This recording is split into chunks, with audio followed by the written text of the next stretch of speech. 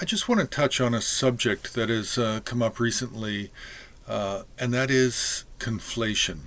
Now, conflation relates to primarily iconography.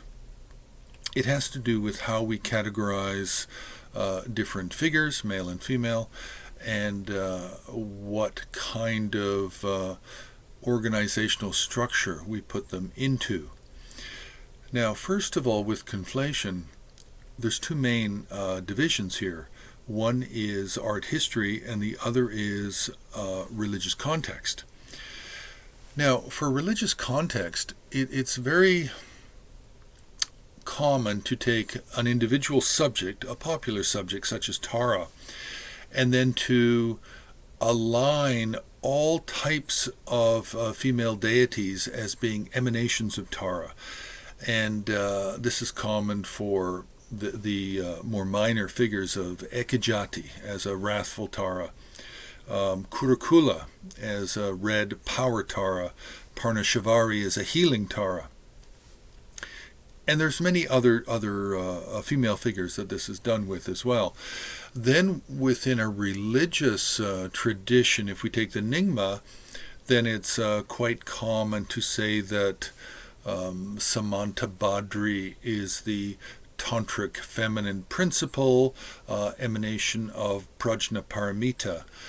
And then Tara is the peaceful form of Samantabhadri.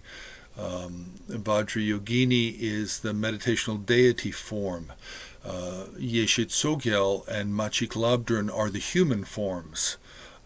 So we have this kind of conflation where you're putting all of these different female forms, and of course there are male counterparts, and it's done with male figures as well.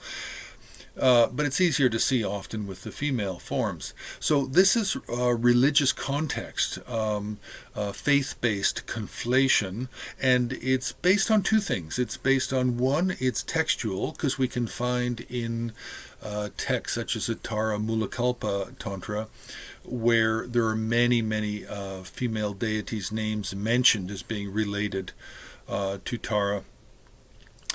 But we have to remember that the Tara Mulakalpa Tantra is based on the Manjushri Mulakalpa Tantra, and these are very early formative. The Manjushri is very early formative Tantra. But when we're and so that's faith-based. That's a religious context, faith-based. Now, when we look at it from art history, then no, Parnashivari is not part of Tara originally. She has her own independent identity and then is absorbed into Buddhism at some later period of time, 3rd, 4th, 5th century of the Common Era. And Kurukula, depending on what context she's in, whether it's a related Tara Tantra, then she can be related to Tara. But if it's from the Hevajra Tantra, then Kurukula is related to Hevajra. So all of these different deities all have their own origin stories based on art history and research and early examples and possibly texts. So we have to be aware that there's two different ways of looking at this. There's conflation, which primarily belongs to religious context and faith-based interpretation, and then there is art history, which is actually history looking at the development of different deities from maybe tribal or Hindu origins, and then being incorporated into Buddhism or incorporated into the Bon religion as well. So just an introductory, a few words on conflation. So press the like button. You can subscribe. You can also join HAR on Patreon, or you can make a donation directly on the Himalayan Art Resources website.